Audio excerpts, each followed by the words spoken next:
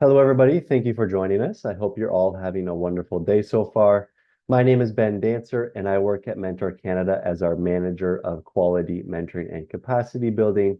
And today we're joined by Dr. David Yeager for our sixth Visiting Expert Series conversation, focusing on the science of motivating Gen Z.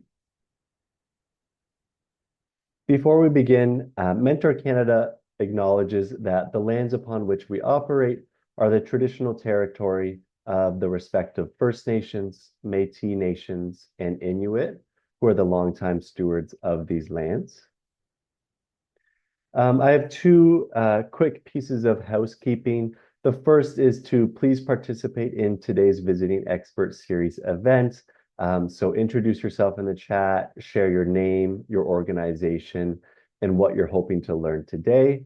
And I also wanted to let everyone know that one community member from Canada in attendance at today's event will be receiving a free gifted copy of Dr. David Yeager's latest book. So we'll be drawing a random name and announcing the winner at the end of the event. So stay tuned for that. And of course, as always, today's event will be recorded and shared with everyone who registered for the event. And then my second piece of housekeeping is I want to kind of encourage you all to learn about and apply to attend the upcoming Summer Institute on Youth Mentoring, which is basically 4 days of workshops, presentations, and networking with other mentoring professionals. The theme for this year is, excuse me, Indigenous ways of mentoring and supporting youth. The participants will be 25 practitioners and 8 researchers, so it is limited to a small group of participants to keep it close-knit and have the conversations, quite focused. It's going to be held at the University of Calgary, entirely in person, from July 28th to the 31st. And the deadline to apply is May 9th, 2025.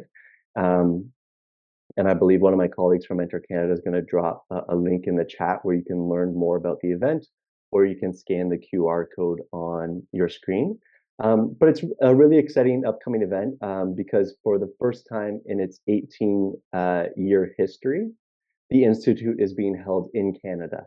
I had the pleasure of going to one of the summer institutes in the United States, and it was by far one of the best professional development opportunities I've had the privilege of participating in, specifically focused on mentoring. So I really encourage everyone on the call to check it out and apply to attend. So we have 3 items on our agenda today. I'm going to start by introducing Mentor Canada and talking a little bit about the Visiting Expert Series. We're then going to turn it over to Dr. David Yeager to talk about his research on the science of motivating Gen Z. And then we're going to have a bit of a facilitated dialogue with David. So I've prepared some questions for him. And then if time permits, we can also open it up to the floor if anyone on the call has questions for David. So in the meantime, if you do have questions, if you come prepared with questions, don't hesitate to drop those in the chat and we'll make sure that those are addressed. So for those of you who are perhaps attending your first event with Mentor Canada, our mission and vision is to accelerate and scale world-class mentoring in Canada. And we're the only national organization dedicated to supporting and building capacity for mentoring across the country. And through Mentor Canada, programs and initiatives can access a portfolio of leading edge mentoring resources, research, training, and networking opportunities. So I really encourage everyone to check out our website if you want to learn more. And then I'll be providing my contact information at the end of the call as well. And today's event is part of our national community of practice for mentoring professionals in Canada. And the Visiting Expert Series is basically facilitated discussions and presentations with subject matter experts, whether that be researchers or practitioners doing mentoring work, doing mentoring research, where they create tailored presentations for our community of practice. And as a member of the community of practice, you can help us kind of shape who comes in to speak to us, what topics are delivered, and things of that nature. So if you have ideas for topics or experts that you think we should be contacting, I encourage you to reach out to us to do that. And to date, I think we've had a pretty impressive and insightful roster of visiting experts. So if you haven't seen them, you can check all the recordings on our YouTube site. So we've had Dr. Bernadette Sanchez come in to talk about cultural humility and anti-racism in mentoring relationships. We had Dr. Michael Karcher talk about peer mentoring for the 21st century. Dr. Christian Rummel came in to talk about effective mentoring for 2S LGBTQIA plus youth. And then most recently, we had Dr. Tina Starlight come in to talk about creating culturally relevant and respectful mentoring opportunities for Indigenous youth. And then our latest visiting expert series, which was not recorded, was with Doctors Jones, Gowdy, and Griffith on transforming youth mentoring by centering equity. And as I said, you can find all those recordings on our YouTube site, except for the transforming youth mentoring by centering equity. And if you're not already a member of our community of practice, I encourage you all to get involved today by scanning the QR code or visiting qualitymentoring.ca. Today, we have the pleasure of being joined by Dr. David Yeager, our sixth visiting expert. David earned his PhD from Stanford and is now a professor of psychology at the University of Texas at Austin. And David is one of the world's leading experts in motivation. His research has been featured in the New York Times, the Wall Street Journal, CNN, and more. And he has consulted for Google, Microsoft, Disney, and the World Bank. But perhaps most impressively, he was selected to deliver a visiting expert series for Mentor Canada. So congratulations, David. And as I mentioned, David is the author of 10 to 25, The Science of Motivating Young People. And prior to his career as a researcher, David was a middle school teacher and basketball coach. And before I turn it over to David to talk about his research and his book and the science of motivating young people, before we then jump into a dialogue with David, I encourage you to check out and explore his research, his book, of course. You can scan the QR code to access that and purchase it. And David also recently released a masterclass on the power of mindset, which you can Google or scan the QR code to learn a little bit more about that as well. So without further ado, welcome, David. We're excited and thrilled to have you here. I'll turn it over to you to talk about your research and the science of motivating 10 to 25-year-olds. Sure thing. And would you like me to do a presentation or go straight to the Q&A? If you have a presentation prepared, that would be great. We have Okay. until 2 p.m. Eastern, and then we can have a Q&A as well. Okay, great. Yeah, I'll do a little talk that kind of introduces the basic ideas from the book, and then happy to have people add questions to the chat as we go, and I can monitor that. And then Ben, feel free to interrupt me if there's any pressing questions. Okay. But thank you all so much for joining, and apologies again for being a little behind schedule. But I want to talk about kind of the main themes for my book, called 10 to 25. We call it 10 to 25 mainly because that covers the period between the onset of pubertal maturation and really the adoption of adult-like roles in our culture. So developmental psychologists tend to think of adolescence as spanning that kind of age range. And it's surprising to some people that young people actually have a lot more in common than we think in that age range. And so a lot of the key drivers of motivation tend to be held in common in ways that are useful for everyone working with fifth graders to working with young adults.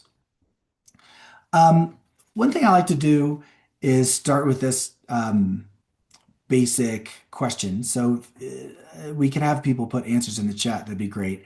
Fill in the blanks for this sentence. Given that young people are blank, the best way to motivate them is to blank.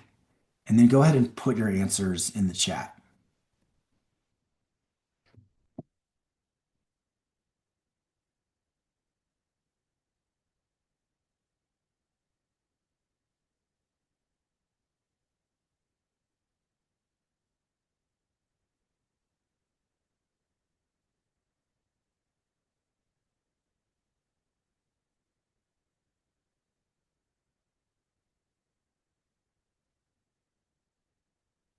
And you could just put like a dot, dot, dot in between.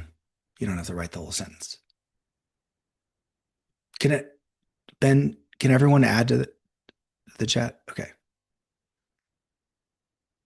Okay, Kirsten, thank you.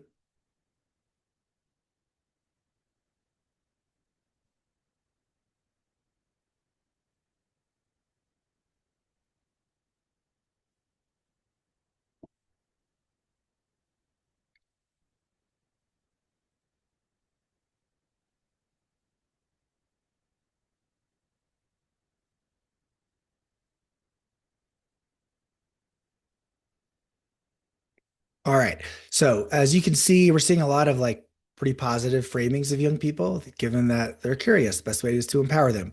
Uh, I'll say when I ask this of managers, people who are in charge of teenagers at restaurants or stores, their typical answer is given that young people are lazy, short-sighted, trying to pretend to work, unreliable, selfish, etc. The best way to motivate them is to threaten them with punishments or incentivize them, etc. So they tend to think of young people primarily in terms of their character flaws, and then think of motivating them with strong extrinsic incentives, like carrots and sticks. When I talk to parents, a lot of times I hear things like, given that young people are fragile or stressed out or troubled, etc., the best way to motivate them is to protect them from stress or harm, guide them, build their self-esteem, that kind of thing. And so now many of you are work with youth, and so you have more optimistic views of young people. And there's a couple lessons from this. One is that our beliefs about young people, what we think, how we answer that first blank, right, can profoundly influence the second blank. So what we believe about young people can affect how we interact with them. And this matters because a lot of people have strong intuitions about the best way to interact with or mentor youth. And then maybe when we onboard people, we train them, we hire them, we try to like change their practices and change their habits, which is like the second blank, but we fail to address what they believe at a core level. As a result of that, sometimes it's really hard to get change among our leaders and our mentors and our teachers and our tutors and our parents because they're working from an old mental model. Um, and so that if you leave the mental model unaddressed, then the behaviors tend not to change. So I'll just say, for example, um, I've been talking a lot to owners of summer camps. And so summer camp owners are hiring, 17 to 18-year-olds who are then need to motivate their 10-year-olds. And they'll tell the 17 and 18-year-olds, here's how we want you to act as a counselor. But if they walk in with this negative view of their campers, if they think kids are trying to get in trouble at all times and break the rules, then they adopt a kind of authoritarian approach in the cabin. And no amount of like giving a checklist of a better way to act is going to change that if you don't address the beliefs. So that's why in my book, I really start out talking about the societal beliefs. Like, what is it that we think we all know about young people and almost take for granted, um, that's causing us to adopt strategies for young people that aren't really working? And if you think about it, like, maybe you guys are doing great, but like a lot of people just think we are not doing right by young people. I mean, we see all kinds of behavior problems that are hard to change, here left and right from teachers. So we clearly need a different approach. And my argument is that at least part of the issue is that we start with the wrong belief system. Because of that, we end up taking ineffective practices. Let me give you kind of an example of an ineffective practice that came up in my work. So my best friend is a surgeon, an ENT surgeon, and he has this experience where he will be supervising medical students or medical residents and giving them feedback on their actions in the hospital. So they should have run this or that test. They should have diagnosed the problem in this or that way. They should have asked this or that question. And the medical residents hear this from this powerful surgeon who's a professor and in charge of things. And it's like in one ear, out the other. And they're not changing from one shift to the next. And this is frustrating for my friend Alex, the surgeon, because his main job is to install cochlear implants, which restore people's hearing. It's like a miracle. His day job is biblical miracles, basically. And he can restore hearing, but he can't get his young people to listen. And that's really frustrating for him. And it's a version of something that we call the mentor's dilemma, which is simply the idea that it's very hard to simultaneously criticize someone and motivate them, especially across this divide where someone's higher power, higher status, they're older, more established, and they're criticizing a younger person, a less established, lower power person. And the reason why it's a dilemma is that on the one hand, you could be tough and critical, but that might harm their motivation. It could kind of turn them off and push them away. And the other hand, you could withhold criticism, be a little bit dishonest, maybe say everything's fine, and then that's maybe accepting and motivating, but it's a problem. It's a problem because then the young person doesn't grow and develop, right? And this, of course, can be true with mentors too, right? You're working with a 13-year-old, maybe a troubled youth who needs a lot of guidance. Do you point out all of the poor choices that they're making? Right? Do you say you shouldn't be doing this or that? You're hanging out with the wrong friends. Maybe you've got the wrong habits. You need to take your schoolwork more seriously. So do you give the criticism, but risk pushing them away and harming your relationship? Or do you withhold that information and just be friendly, caring, and supportive? But then is the kid really growing? Is the relationship turning them into a better person? Or is it just a temporary reprieve from whatever else they're facing? So, this dilemma happens a lot in life. It happens for parents, teachers, mentors, coaches, and it's a real challenge. So what's happening? Why is this dilemma occurring? Is it just, COVID? Has COVID kind of made young people more anxious? They're more worried about the future, therefore they're overly sensitive. Is it social media or screens? Have the algorithms from Instagram and Facebook turn teenagers' brains into mush where they can't handle any difficulty anymore, right? Is the always on demand culture making them just, neurological wimps that can't deal with the world anymore? Sure, there have to be some kinds of impacts of these major life events, but this can't be the full explanation because adults have been complaining about young people for all of recorded human history. So if you look at Aristotle, he wrote, the young are in character, prone to desire, and ready to carry any desire they may have formed into action. They are fickle in their desires, which are as transitory as they are vehement. Basically, like he's saying teenagers are the worst.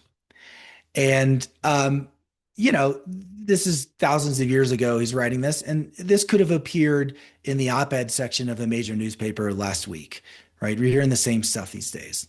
So given that, it's hard to make the argument that this conflict between the generations, of which Mentor's Dilemma is one example, is solely due to some recent development, something that's just happened in the last few years. Instead, it seems like this conflict is a perennial one. It's one that maybe is more due to a mismatch between how we as adults are interacting with young people and what they need and desire, and that possibly it's been exacerbated by technology or current events, but it's at its core the same issue.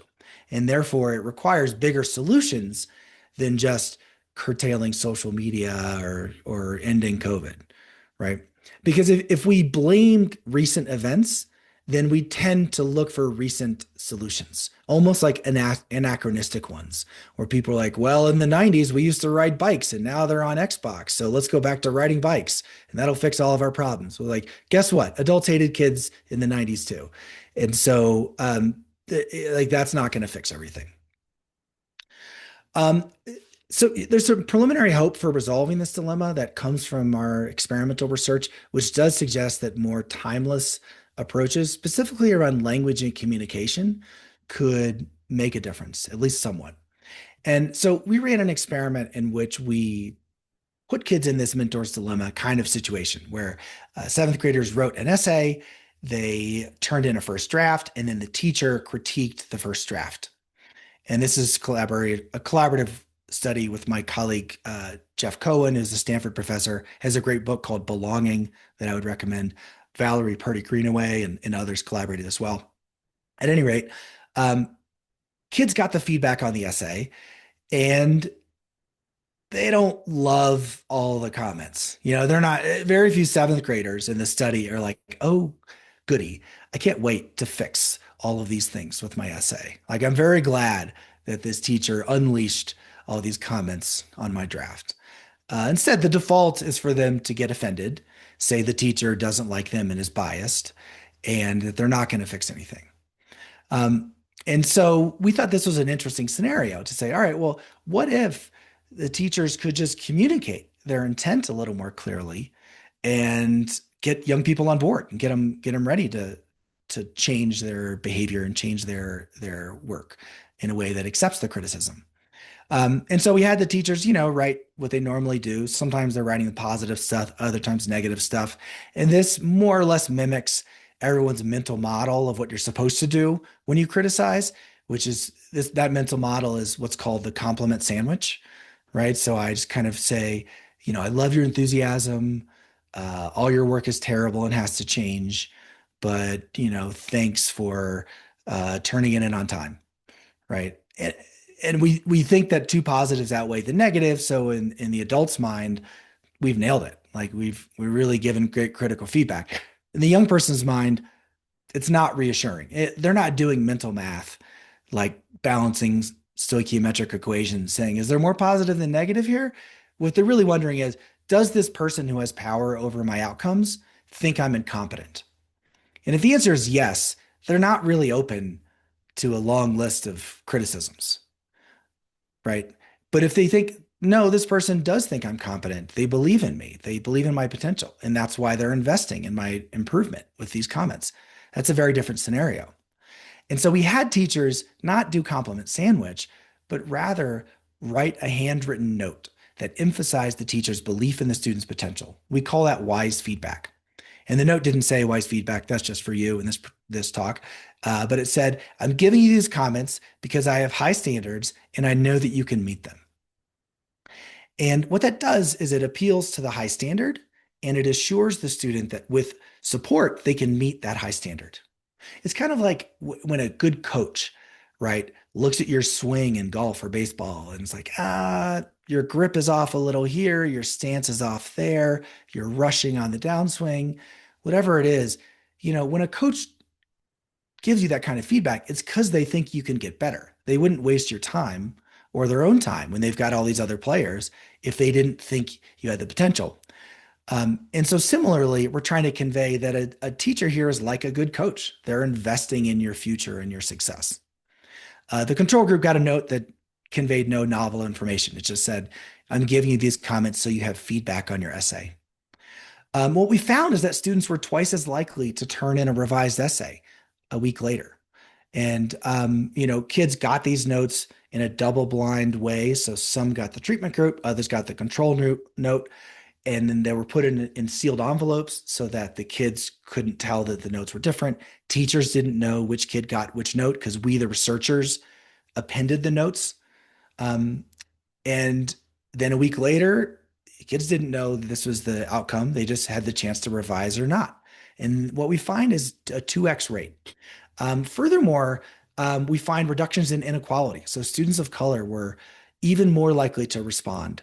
So they went from around 17% of students revising their essays to over 80%. And that was really exciting. What that suggests is that a lot of times what looks like teenage rebellion or teenagers not listening or teenagers not caring about their future or rejecting adult advice sometimes is a result of a miscommunication where the intent of the critiquer is not apparent to the listener. And because of that, the listener, in this case, the teenager, is interpreting the adult's language and behavior in the worst possible light. The kids are getting the feedback and they're like, here we go again, yet another adult who's disappointed in me. And so they're bringing all this baggage of previous times they've been mistreated to that interaction. And it's never really about the criticism on that essay. It's about it being a sign of this broader source of distrust, right? And of course that's infuriating for the adults. The adults like, I stayed up all night putting feedback on your essays, and you guys are more than half of you aren't even revising. So the adults sitting there questioning all their life choices. Like, what was I thinking, believing in these kids? But once you could kind of clear the air and like sever the link between that prior baggage and the motivation in this moment, then all of a sudden it kind of allowed kids to have a bubble in which they could trust that the adult was on their side. And all of a sudden, then they implement the feedback. And that's, of course, thrilling for the adults because now the hard work they put in to help change someone's life is being met with a change in behavior on the kid's part. And all of a sudden, all of the meaning and purpose and fulfillment that comes to adults from having an impact on the next generation is now at their fingertips. And so this is, this isn't an end all and be all, but this is like a pretty exciting indication that there's something different we could be doing, that we could be communicating in a slightly different way to unlock some latent motivation that young people have. So why is this happening? What's going on here? So here's kind of like my explanation for these results. And I like to call this 100 years of developmental science in one slide. And the argument I make in the book and in my published research is that teenagers' brains and hormones make them really sensitive to status. So how they look to others, how they feel about themselves. And that comes from all kinds of maturations in the brain, like increases in gonadal hormones like testosterone and estradiol in both boys and girls. That it causes a kind of social reawakening in the brain, it's called. And one way to think of it is like, because of that, the pain of humiliation never feels as bad as it does in as you're going through puberty. And also the thrill of pride of having impressed someone never feels as good. Now that like social sensitivity enhances the fear of failure, specifically public failures that others would observe. Anytime it would seem like you are failing to live up to the criteria for status and respect in your milieu, then that possibility looms large in a young person's mind. It kind of commands attention from their perspective. Now, that could be a bad thing. I mean, that causes young people to shy away from, I don't know, making new friends or holding someone's hand for the first time because of the fear of rejection. It causes young people to overreact when adults are disrespectful to them, or if they feel criticized. And it makes them shy away from chances to grow and learn. A kid who never goes after school to ask for help on homework, maybe they're afraid of failure. But that's not all bad. It also helps young people transition to adulthood successfully. And you think about it, like there are certain moments that take a certain amount of social courage, but that are good for your development in the long run. An example I like to give is holding someone's hand for the first time, right? So the fear of social rejection could make you not do that, but the prospect of acceptance, might drive you to take that risk, right? I mean, the idea that you could feel the most accepted you've ever felt in your life because someone reciprocates your affection, right? That feels amazing. And now, of course, it's an important skill to know if your affections are reciprocated by somebody else. And if you never try to connect with somebody, if you never, try to see if someone likes you back, it's very hard to learn that later in life. Adolescence is like a perfect time to learn that lesson. It's like you can have lots of trial and error and failure. And if you successfully learn how to connect with someone or have a relationship, then that is helpful in life, right? I mean, if obviously if no one did that, the human race would stop existing. And certainly in the animal kingdom, if adolescents never learn how to couple up, those adolescents die alone, right? And so young people are constantly doing things that take some risk, like raising your hand in class to ask a question, trying to learn a new instrument in band, um, or making a new friend. And those come with the prospect of failure, but they also come with the prospect of social success. And so you can think of pubertal maturation as like the fuel to help people learn how to be socially successful in their culture. And that's important because social learning has to be firsthand. Like, we adults are actually not very credible authorities on what makes a 14-year-old right now popular and accepted, because we're not 14. Like, things change really fast. I mean, things that made me socially successful in 1997 are not what will help my son do it right now. And so they have to learn firsthand in their cultural milieu about what it means to be a socially valued person in that culture. And so you can think of this social sensitivity as the fuel to drive that independent firsthand learning in the complex world of the adolescent peer group and the adolescent social hierarchy.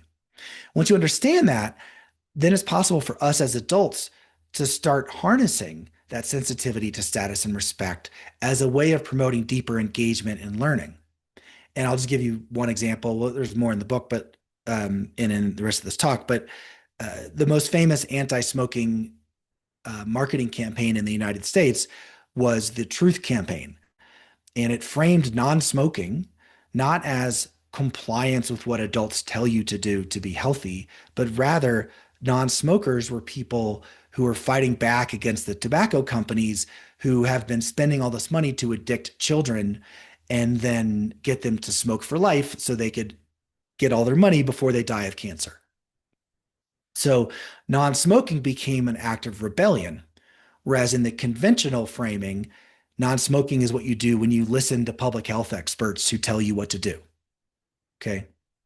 And then that Truth Campaign that framed non-smoking as an act of rebellion and independence reduced teen smoking from 30% to about 5% in the United States in the early 2000s. So that's an example of like harnessing the sensitivity to status and respect rather than working against it. What this suggests is that young people are really attuned to our language of communication if it offends the desire for status and respect.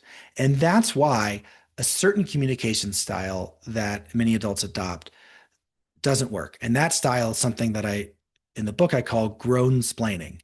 And now I'll mansplain grown-splaining to you. This is just the idea that we as adults think with our smart adult brain, we will tell the young person what to do and how to think. And if only they would fully listen and comply with our logic and our grown-splaining, then they would make the good choice, right?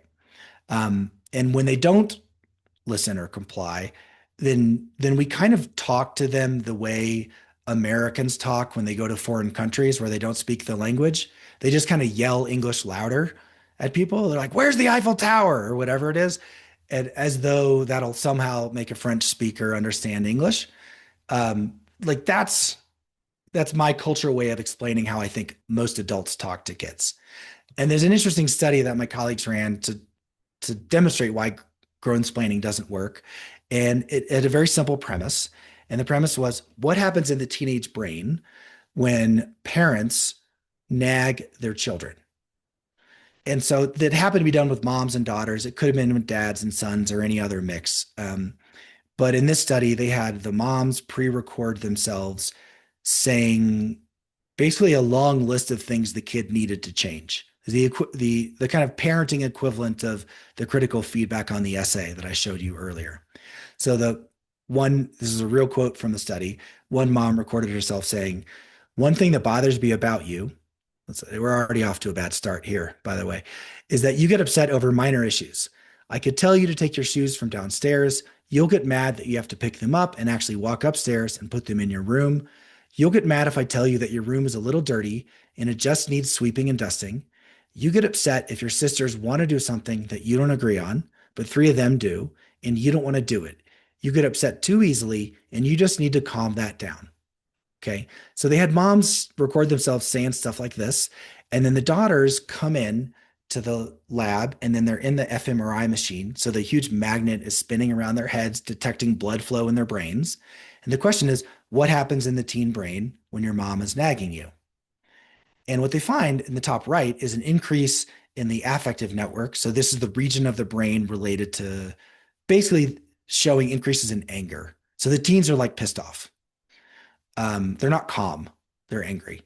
The next one is cognitive control, the dorsolateral prefrontal cortex.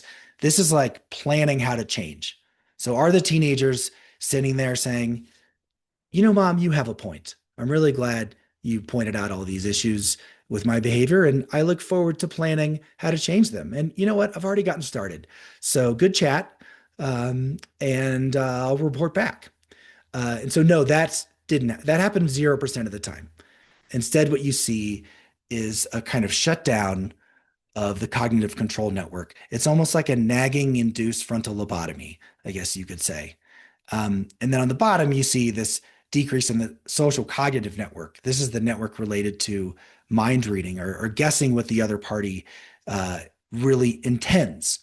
And that's important because often as adults, we're indirect or unclear about what we want. We expect the young person to infer what we really want them to do, right? So if you look at this quote here, it says, "You'll get mad if I tell you your room is a little dirty and it needs sweeping and dusting." Most adults read that and think, oh, the mom has said to clean your room, but they didn't, right? It says, "You get mad if I tell you your room is a little dirty." And the kid to be like, yeah, of course I get mad. It's because you say it in a mean way, right? Or it's like, it just needs sweeping and dusting. A kid could interpret that literally and be like, yeah, it does need sweeping and dusting. I wonder who's going to do it, right? To get the point that you need to clean your room, you have to infer what was in the mind of your mom at the time of hearing that, because it wasn't said literally. And that part of the brain that does that inference is shut off. Okay. And so what that suggests is that the kind of like affront to status and respect has these negative impacts on the brain in the moment. And as a result, you just see intense emotion and very little thinking about how to change.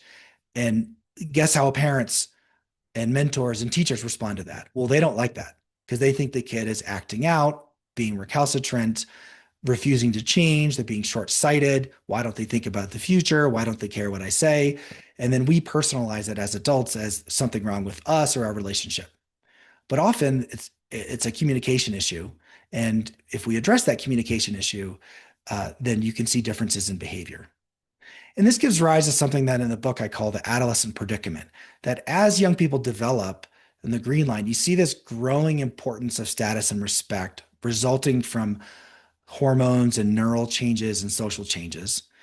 But as a society, we don't like really afford young people that status and respect. We tend to think of their brains as incomplete and insufficient and lacking a prefrontal cortex. So, when we hold that model, what I call the neurobiological incompetence model, then we tend to take back control for them. We don't let them make any choices. We don't care about their reasoning or their logic. We're not curious about why they're making certain choices. And because of that, you see a gap, respect gap between what the status and respect young people want to feel and what we afford them as authority figures.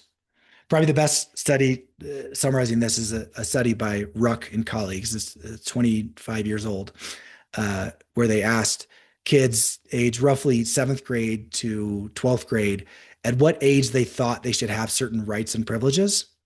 Like, for example, should you be able to write a critical letter about your principal and publish it in the school newspaper? And kids thought they should be able to do that by 7th grade. Adults thought they should be able to do that by 10th grade. So that's like a 4-year gap between a right and a privilege a young person thinks they're ready for and what society is giving them. And that's a case of hundreds of other ones like that, where young people are constantly experiencing this gap. So you can think of what our goal is often is to bridge this gap, to try to increase the sense of status, and respect that young people experience as a way of motivating them, engaging them, making them open to criticism, resolving the mentor's dilemma. And so I'll close out with just a little bit about what I've learned about how to close that gap. How do you stop fearing adolescent neuroscience and hormones and start harnessing it? And I kind of paused a lot of my academic work and went on a journey of learning to find adults who did a great job at closing this. And you guys, probably many of these people on this call could have been exemplars of this, or people who are just awesome at having young people make great choices for their future. One of the places I looked was in people with just a proven track record of working with young people. So Sergio Estrada is Texas's best high school physics teacher at a school where only 3 or 4% of kids are college ready. Every year, 95% of kids pass his college physics level or college level physics class. So he's an unbelievable teacher promoting equity. And I just called him on Fridays for like 2 years. I interviewed his wife, his best friend, his former students. And I was like, what is this guy doing? And it's unbelievable. Another person I interviewed was Chip England, who was until recently the shooting coach for the San Antonio Spurs. He is the best shooting coach in the NBA. Later, is currently the shooting coach for the Oklahoma City Thunder, who over the last 2 years under Chip went from the worst NBA team to the best. They have the best record right now. Chip's responsible actually for Kawhi Leonard, who played Canada for a year. When he was drafted, he couldn't shoot the ball, and Chip turned him into a future Hall of Famer. So what is he doing? How is he getting these 19-year-olds who were drafted for being stars to get them to trust that they should take the criticism of changing their shot when that's a very risky thing to do? Because if you change your shot and screw it up, then you could be out of the league. So how does he get people to listen to criticism, work on their flaws at this moment of being drafted? I emailed the owner or the CEO of Microsoft, Satya Nadella, and we asked him, who's your best manager? We found Steph Akamoto. She's great at retaining 22-year-olds to 25-year-olds in the pipeline. They're promoted ahead of schedule. They become managers rather than stolen away by competitors. So what is she doing? And on and on. What all of them are doing is more than growth mindset. They're doing something I call a mentor mindset. And this is where I'll end. It's this idea of having very high standards and very high support. It's like you're the embodiment of that wise feedback note. So they're all very tough and demanding. Like the people who worked or learned under them talk about the pain of change and criticism. Sergio's students, his physics students, talked about crying all the time. It was unbelievable. They're like, oh yeah, this is so hard, I cried. But they weren't crying because he was rude or mean or shaming them. They cried because physics is legitimately hard. And he refused to let them leave his class without knowing physics, right? Like for thousands of years, human beings didn't understand Newtonian mechanics. And now we expect every 17-year-old to learn it in like 7 months. So that's unbelievable. And Sergio takes that responsibility seriously. So he will expect it, but he'll walk the journey with them. Whether it means letting students retake exams that they've failed, being available before class or during his lunch hour to go over questions. Or in class, students ask a question, he'll ask them a question back and make them answer it. And students hate this, to be honest. They're like, Mr. Estrada, is this problem right? He's like, I don't know. What do you think? And like, well, I think it's right. That's why I asked you. So is it right? And like, well, show me your work. And then they walk through it. And then he doesn't let on if it's right or wrong. Like if it's a right answer, he's not like, oh, that's so great. That's awesome. He's not building your self-esteem because you got a right answer. He makes you justify it. And what he finds out is that about half the time, students got the right answer for the wrong reason. If a student got it wrong, he's not like, hey, it's okay. You'll get it next time. Like he never says stuff like that. He'll be like, show me what you did so far. And then he'll ask them more questions and he'll be like, well, I noticed you got this, this, and this, and that's all right. But tell me about this step. And then they explain it. And usually the student will say, oh, I understand now. I made a mistake there. And his goal is to have students own their thinking after they leave his class.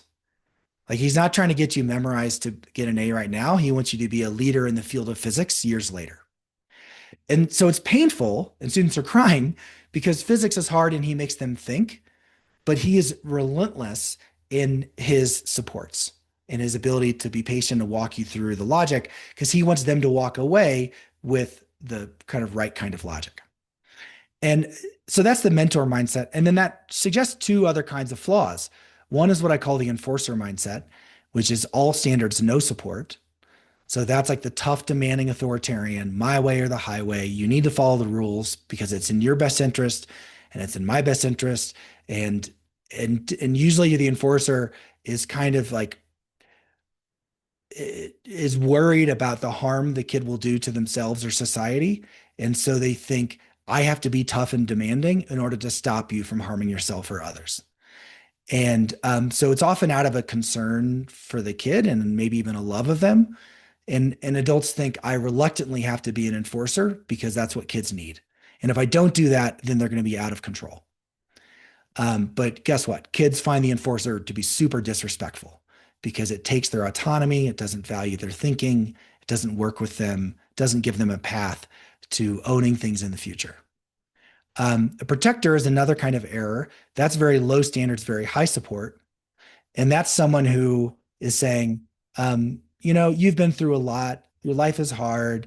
You've gone through so much. I can't expect very much of you. Maybe you're stressed out. You have lots of ACEs like childhood toxic stress and trauma. So I'm not going to expect you to do hard stuff because that's going to trigger you in some way. And what happens there is maybe kids feel good in the moment, but ultimately they feel disrespected because they can tell that adults have low expectations for them and are looking down on them. And furthermore, the protector makes kids afraid. They feel like they don't have a future, at least not a future that adults believe in. Apathetic that's just garbage. Don't do that. That's really bad. Anyway, what I find is that if you go back to the mentor's dilemma, right, the Alex Sweeney problem of the doctors, the reason why that's a dilemma is because people think the only two options are enforcer or protector. They think you're either tough, demanding, high standards, or you're like low standards, right? So you're either like high standards, tough guy, positive. On the downside, you're an authoritarian and sadist, but that's like the price of doing business. That's like, I have to do that to do what's right. On the protector, you're like, hey, I'm caring and loving. That's great. Downside, I'm a wimp and a pushover, but that's what I have to do so that every day, at least kids can go to bed, put their head on their pillow and know someone cared about them. It's like you think you either have to be Arnold Schwarzenegger in The Terminator or Arnold Schwarzenegger in Twins. And the reality is that you can do both. You can adopt the mentor mindset by changing our beliefs about young people, believing in their competence, and then taking the steps to act on that belief. So I'll end there, and I'm happy to stay over to answer some questions. But thank you so much for this little introduction to the book. I hope it was useful, and I appreciate you, Ben, for having me. So thank you very much. Yeah, thank you, David. That was wonderful. So yeah, we have about a minute left. And so for those who have to leave, please do so. David, I had about 10 questions for you that I had prepared, but I'm just going to throw two to you and you can pick which one you want to answer just so we can respect folks' time. Sure. The first is, if you were running your own mentoring program, how would you train your mentors to effectively motivate their mentees? Or for those running mentoring programs across Canada, perhaps with some limited resources, what is one high impact, low cost strategy they could implement based on your research? So kind of what is one key takeaway you hope folks are walking away from your talk today? You can I think that, probably the easiest thing is to, first of all, have people interrogate their beliefs about young people. What I've found is that a lot of people are in youth work and they harbor this what I call neurobiological incompetence model, not because they're bad people, but because they've read about it. I mean, lots of scientists have said teenagers lack a prefrontal cortex and they can't make decisions. And therefore, you as the adult need to make them for them, right? And so once you hold that belief, then your next question is, do I want to be tough or soft? And that leads you to either enforcer or protector. And people don't realize that there's another option because they don't realize that young people are capable of a lot more than what we think. So the first step is have people interrogate their beliefs. Chapter 1 in my book, I think, does a good job of addressing that. And the second is the simplest mentor mindset practice is just to be transparent about your mentor mindset. Don't let young people have to guess that you're being tough and supportive um, because you believe in them. Because if you make them guess, they're going to presume you're being an enforcer whenever you have the standards of the mentor, or they'll presume you're being a protector when you have the support of the mentor. And so, again, young people are coming to us with baggage and expectations.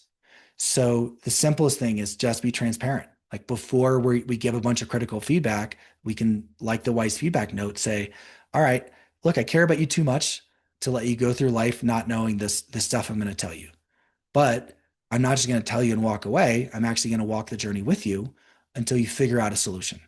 But just want you to know that my honesty with you right now is coming from my care and concern and my belief in you, not a desire to make you feel bad. And then you can basically, with a more transparent mentor mindset, young people are more on board. And I think a lot of mentors can do that because it doesn't feel like a huge lift. And it feels like you're just expressing the belief you already have. You're not, quote, changing the mentor. There are other things you can do after that, things I write about stress and belonging and how to help a kid develop a sense of purpose. Those are all more advanced mentor mindset practices in the second half of the book. Um, but I think transparency is the simplest. Wonderful. Yeah, thank you, David. I don't see any additional comments or questions in the chat. So thank you again for joining us for the Visiting Expert series. I really do encourage everyone to check out David's book and his masterclass. It is a wealth of knowledge. And I'm happy to announce that Janessa McCormick, I see that you're still on the line. You were the winner of the free gifted copy of David's book. So please enjoy.